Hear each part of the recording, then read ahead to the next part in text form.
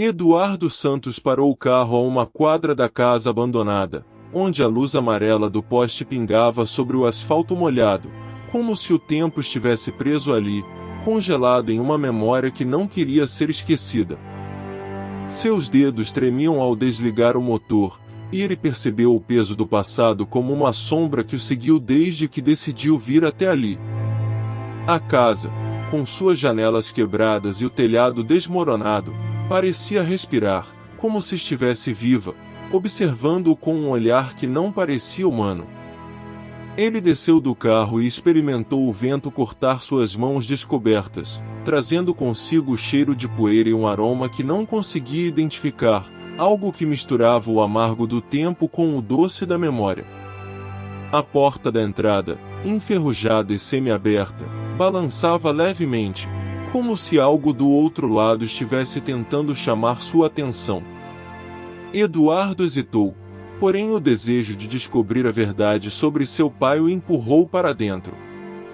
O chão estava coberto de folhas secas e destroços de móveis velhos, e no meio daquela desordem, viu um relógio de bolso de prata, parado às 3h17. O ponteiro das horas estava quebrado, contudo o do minutos ainda se movia lentamente, como se estivesse tentando contar uma história que ele não queria ouvir. Ele pegou o relógio e o virou, encontrando uma inscrição no fundo: para e desce. Seu coração acelerou. Soava como o nome de seu pai. A luz do celular, fraca e tremulante, iluminou uma pequena mesa de carvalho lascada, coberta de poeira e um papel velho. Eduardo pegou-o com cuidado, sentindo o grosso e áspero do papel entre seus dedos. As letras estavam escritas com uma caligrafia antiga, todavia legíveis. Eduardo, se você está lendo isso, significa que o passado não morreu. Ele está aqui, esperando por você. Ele observou para a porta, que ainda se movia, e ouviu um som vindo do interior da casa, um suspiro, como se alguém estivesse ali, respirando. O relógio de bolso parou e Eduardo vivenciou um frio percorrer sua espinha. O que ele estava prestes a descobrir não seria fácil. E a pergunta que ecoou em sua mente representava: o que seu pai escondeu ali, e por que ele precisava descobrir agora? O relógio de prata na palma de Eduardo estava morto. Ele pressionou a coroa, no entanto as engrenagens se recusaram a girar. O suspiro do corredor desvaneceu, substituído pelo rangido do rodapé de carvalho apodrecido cedendo sob o peso da casa. Ele dobrou o papel velho, as bordas ásperas arranhando seu polegar, e o guardou no bolso. O feixe do celular tremeluziu, projetando sombras distorcidas na parede descascada. Se o passado estava esperando, exigia que ele avançasse. Eduardo cruzou o umbral do corredor. O ar tinha gosto de gesso úmido e cobre, denso o suficiente para revestir a língua. Cada passo ecoava, mas o ritmo estava errado. Ele parou. O eco demorou meio segundo a mais para retornar. Ele varreu a luz do telefone pelas paredes, iluminando um espelho antigo encostado no reboco. O vidro constituía uma teia de aranhas, mas o reflexo mostrava o corredor se estendendo muito além das dimensões externas da casa, desafiando toda a lógica arquitetônica. Ele se aproximou, a respiração embaçando a moldura de prata manchada.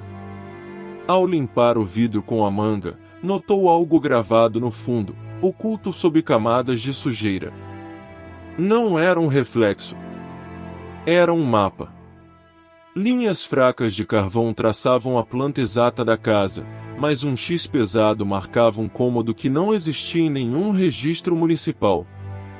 Seu pai não apenas investigara aquele lugar abandonado, ele o redesenhara, escondendo a verdade nas próprias paredes.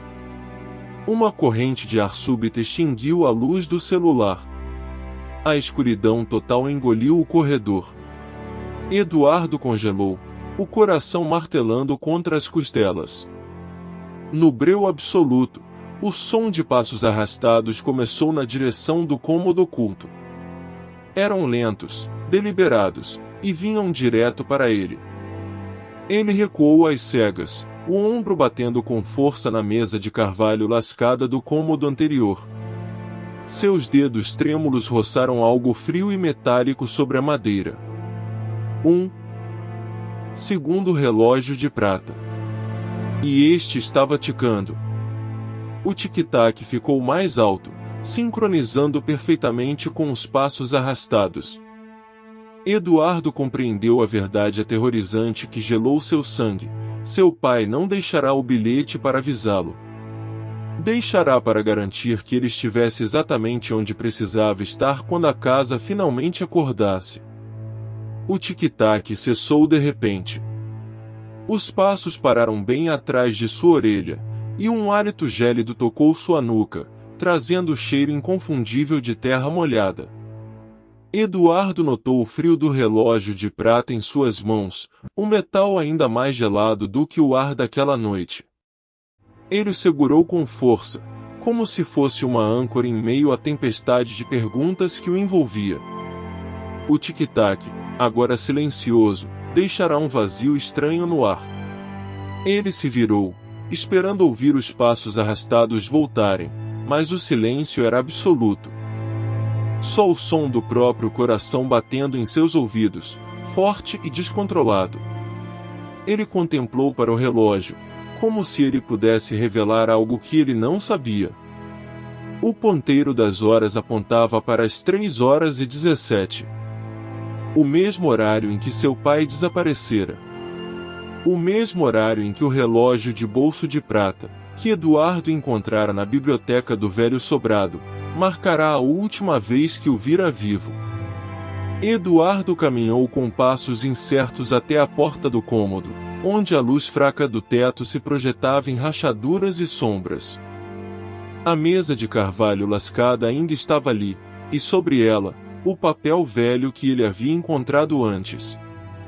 Ele o pegou com cuidado, sentindo a textura áspera de suas bordas. O cheiro de papel velho e poeira envolveu seus sentidos. No canto da página, havia uma data, 17 de outubro de 1989. O mesmo dia em que seu pai desaparecera. O mesmo dia em que o relógio de bolso de prata parou para sempre.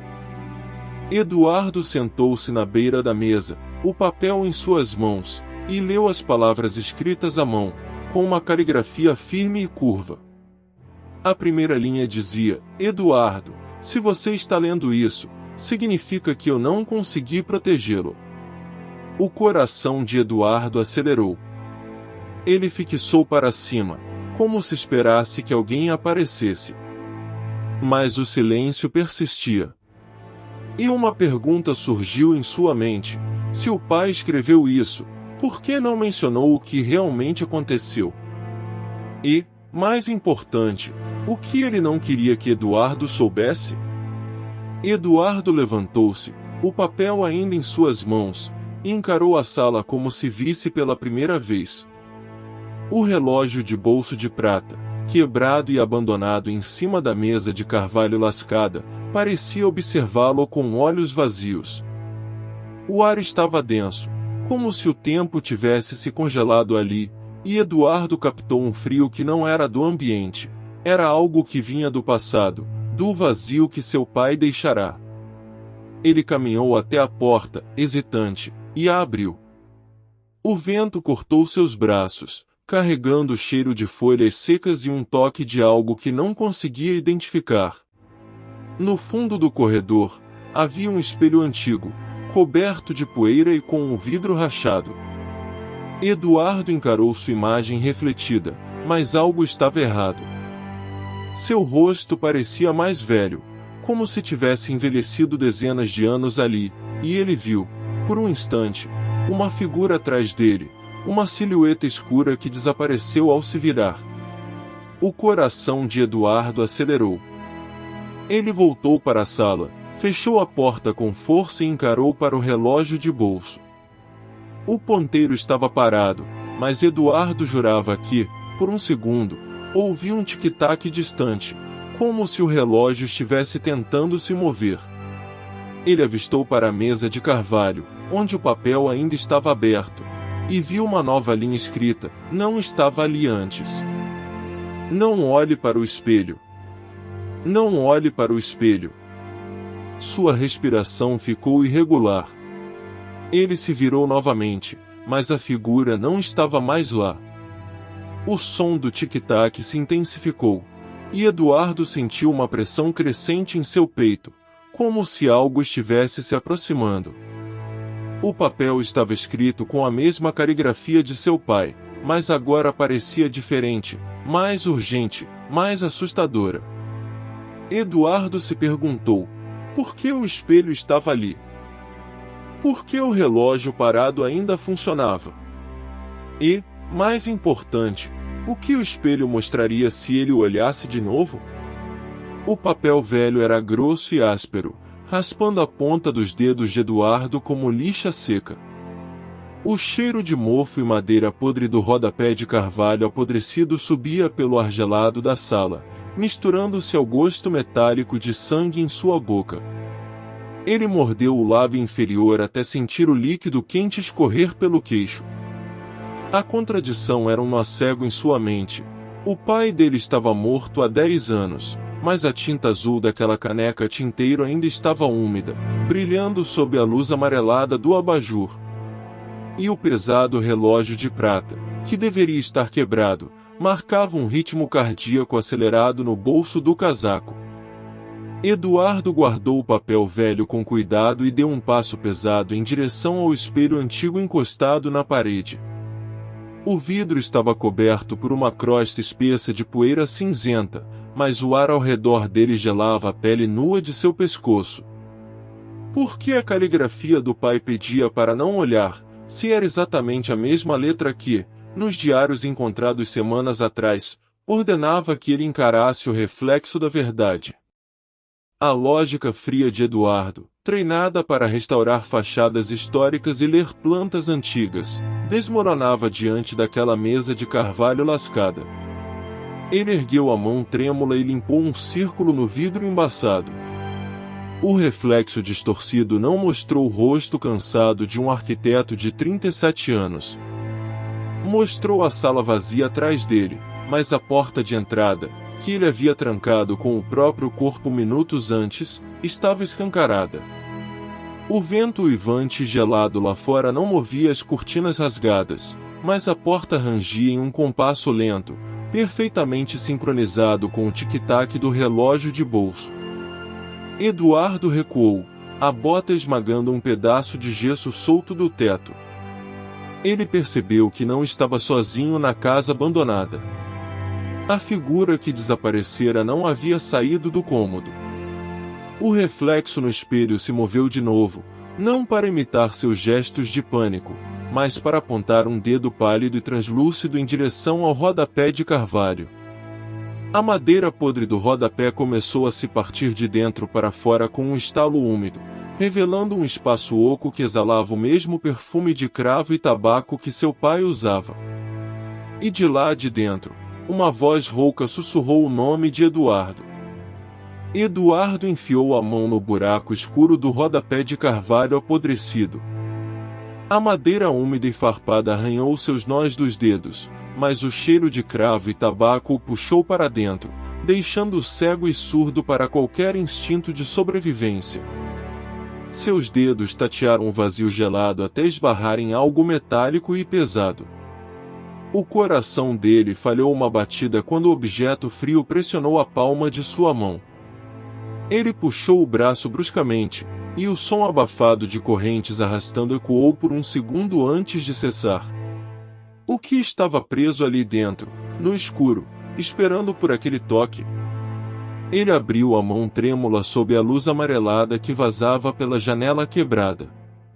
Na palma suja de fuligem repousava um relógio de bolso de prata, a tampa gravada com as iniciais exatas de seu pai. O tic-tac não vinha mais do bolso de Eduardo, vinha daquele objeto amassado. Os ponteiros giravam freneticamente no sentido anti-horário. Enrolado na corrente prateada, havia um papel velho, rígido e amarelado pelo tempo. Eduardo desenrolou a folha áspera com a outra mão, o farfalhar seco soando alto demais no silêncio opressivo da sala.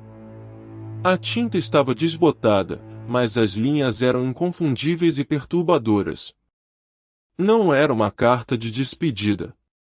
Era a planta baixa daquela casa, desenhada com a caligrafia trêmula de seu pai. Eduardo traçou o contorno das paredes com o dedo, mas a matemática não fechava. Havia um cômodo desenhado exatamente no centro da estrutura, onde no mundo real só existia uma parede de tijolos maciços e frios. No centro desse cômodo inexistente, uma anotação a tinta vermelha, fresca e brilhante, dizia: eles não saem, eles esperam. O vento lá fora parou de vez, cortando o uivo constante. O tic-tac do relógio de prata silenciou. E o cheiro de tabaco ficou tão denso que Eduardo engasgou, sentindo uma respiração gelada roçar a nuca. Ele congelou, os músculos travados. O ar da sala caiu 10 graus, embaçando sua visão. Eduardo não queria virar o pescoço, mas o reflexo no espelho antigo da parede o obrigou. A figura pálida não estava mais apontando para o rodapé. Estava de pé, atrás de seu ombro, com os dedos longos e translúcidos pousados sobre a mesa de carvalho lascada. A voz rouca não sussurrou mais seu nome, mudando de tom. Ela riu, um som úmido e arrastado, e sussurrou: "Você encontrou a porta, Eduardo. Agora feche. Antes que eles entrem." Eduardo engasgou com o cheiro de tabaco, mas não era apenas o cheiro. Era a sensação de que alguém estava fumando ali, no quarto, e não havia passado um dia sequer desde que a casa foi fechada. Ele se virou, mas a figura pálida já havia desaparecido. O espelho, porém, ainda refletia algo. Uma sombra, não uma pessoa. Uma sombra que se movia, como se estivesse olhando para ele. Eduardo encostou as costas na parede, sentindo o gesso frio e úmido. O teto pingava, e cada gota parecia cair exatamente onde ele estava olhando. Ele olhou para baixo. O rodapé de carvalho, apodrecido e coberto de poeira, parecia ter sido arrancado em partes. Como se alguém tivesse arrancado as tábuas com as mãos, destruindo o chão. Ele se ajoelhou, pegando um pedaço de madeira quebrada. O papel velho que estava preso a ela era grosso e áspero, como se tivesse sido escrito com um lápis de chumbo e depois amassado.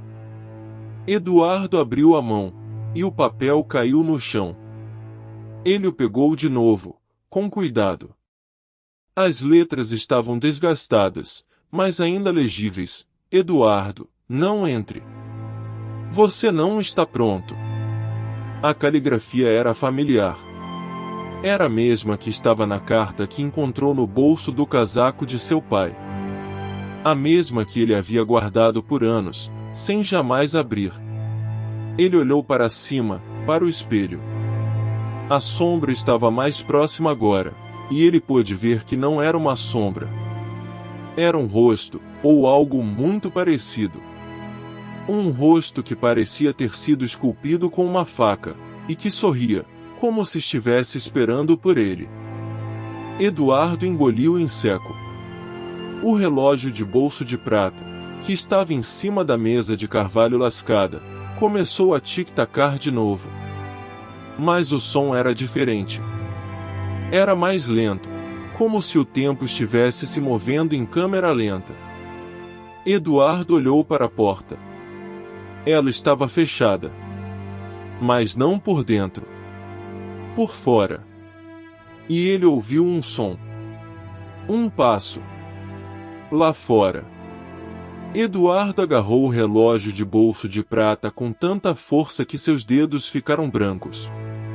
O tic-tac era lento, quase ritualístico, como se estivesse contando os segundos de um julgamento.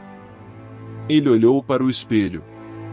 A figura no reflexo não se movia, mas seus olhos pareciam segui-lo.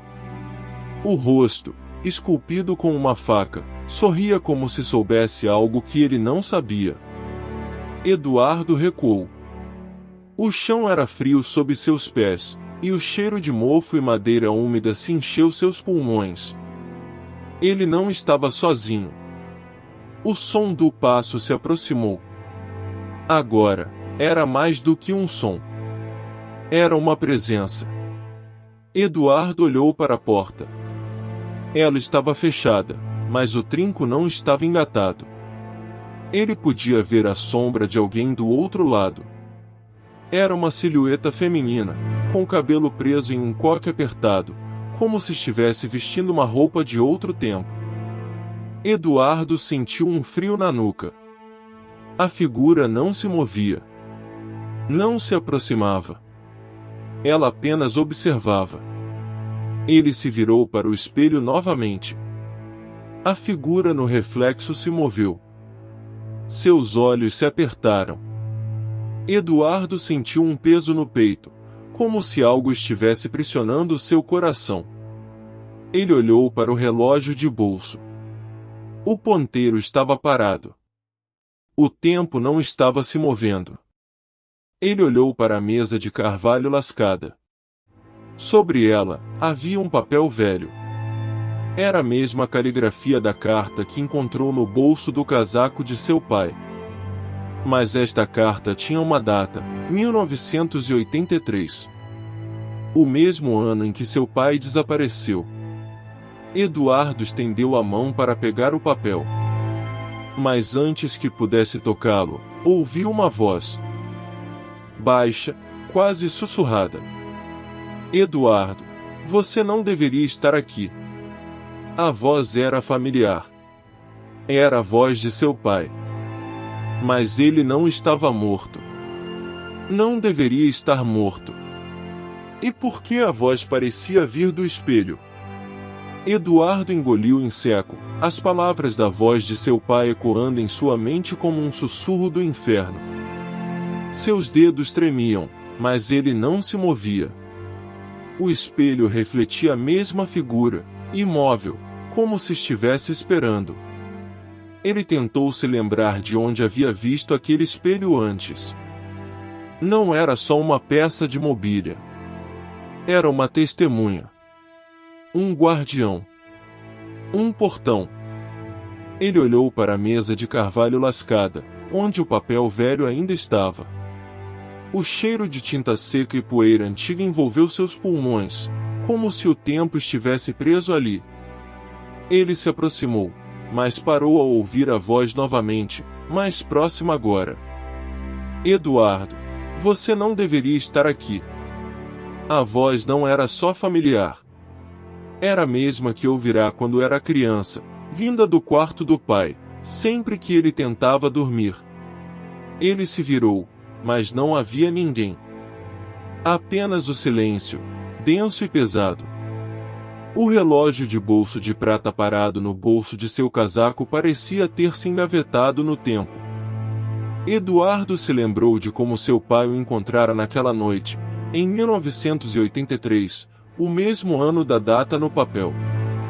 O mesmo ano em que desapareceu. Ele estendeu a mão novamente, mas hesitou. O papel era grosso e áspero, como se tivesse sido escrito com um pincel de madeira. O espelho, por sua vez, parecia mais velho, mais sombrio. Ele notou que o rodapé de carvalho apodrecido no chão estava coberto de marcas de dedos, como se alguém tivesse se arrastado até ali antes dele. A luz da lâmpada fraca da sala tremia, como se estivesse sendo alimentada por uma energia estranha. Eduardo olhou para o espelho novamente, e desta vez, viu algo que não deveria estar ali. Uma figura espectral, com os olhos fechados, parecendo dormir. Mas ele sabia que aquela figura não estava dormindo. Ela estava esperando. Eduardo sentiu o frio da sala se intensificar. O ar estava pesado, como se estivesse cheio de segredos. Ele precisava saber. Precisava entender. Mas o que seria o preço de descobrir a verdade? Eduardo estendeu a mão para tocar o espelho, mas hesitou. Sua pele arrepiou-se antes mesmo de tocar a superfície.